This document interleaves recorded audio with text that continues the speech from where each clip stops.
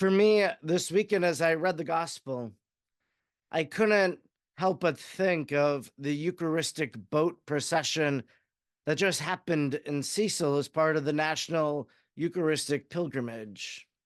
Our gospel begins this weekend with Jesus getting into a boat and going to the other side, leaving behind a crowd of people. That's precisely what happened at the Eucharistic procession. Jesus, in the monstrance, in the Blessed Sacrament, was carried onto a boat. The crowd that had processed from the Cecil Church to the boat launch, now they are being left behind.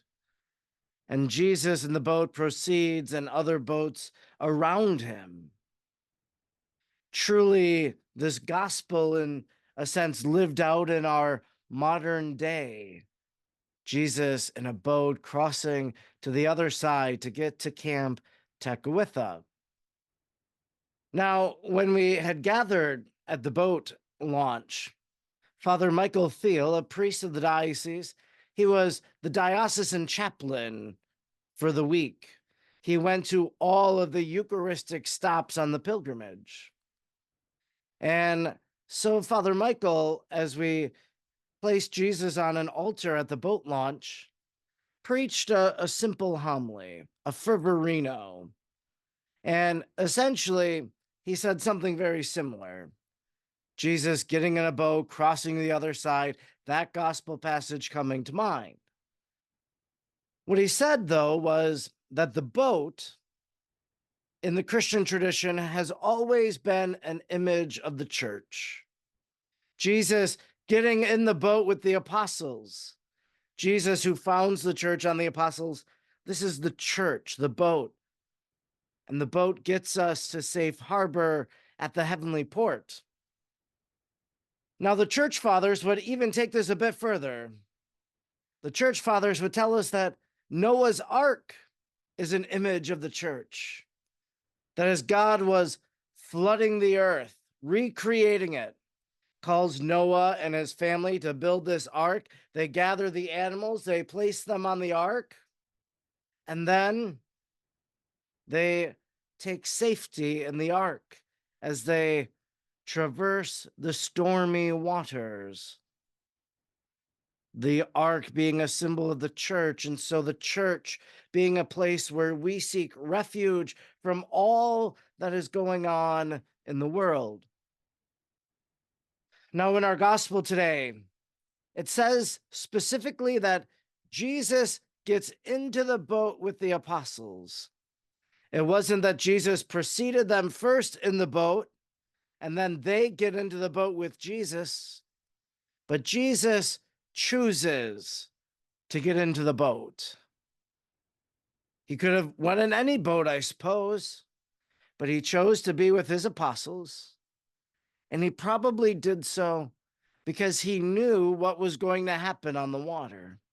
He knew that they would need him to feel comfort and peace in what they were about to experience.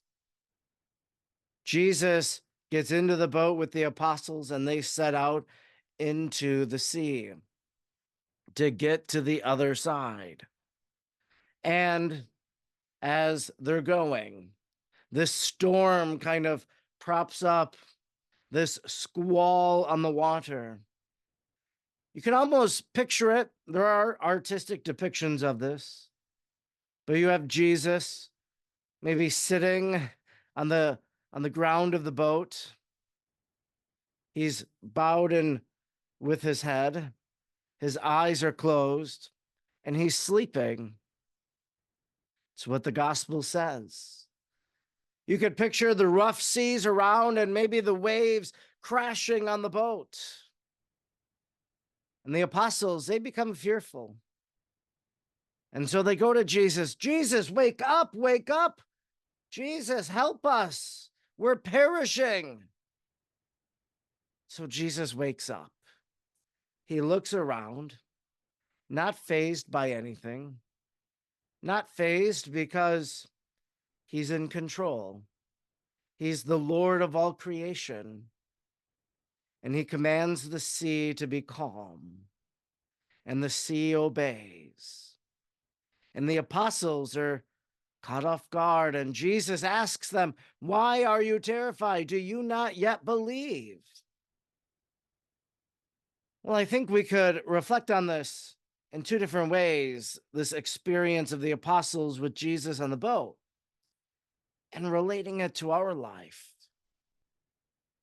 Jesus being woken up by the apostles. Wake up, Jesus, wake up, Jesus. Well, isn't that what you and we do this? It's especially when we cry out to God in our intercessory prayer, in our petitionary prayer. Jesus, wake up. Don't you see this young person is dying of cancer?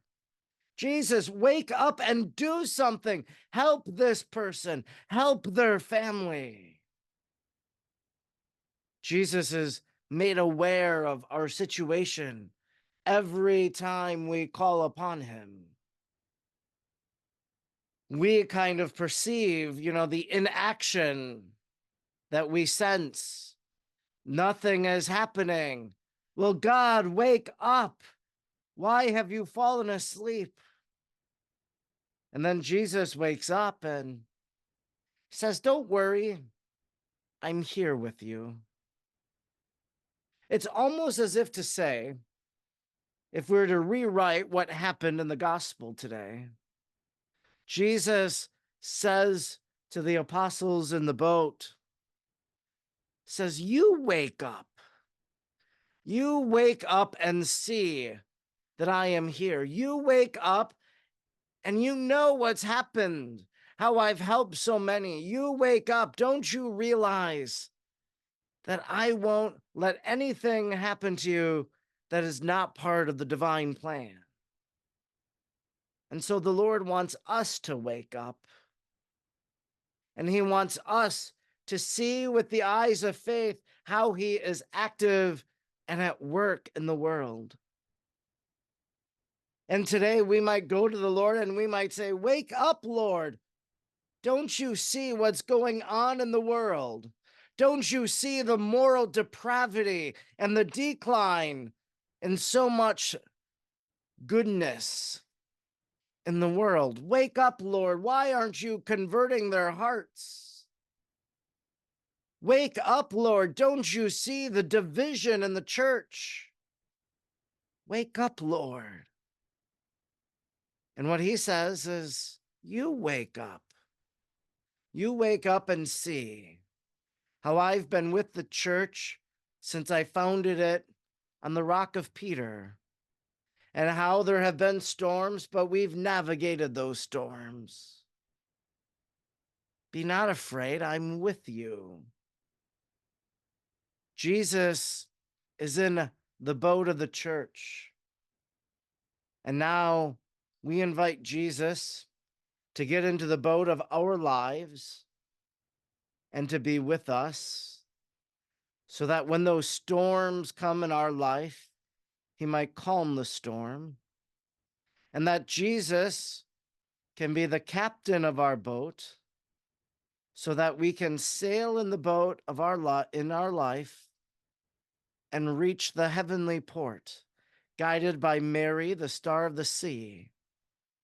And that once we arrive at those heavenly gates, we'll be able to get out and to see how Jesus has been with us the entire time in our boat.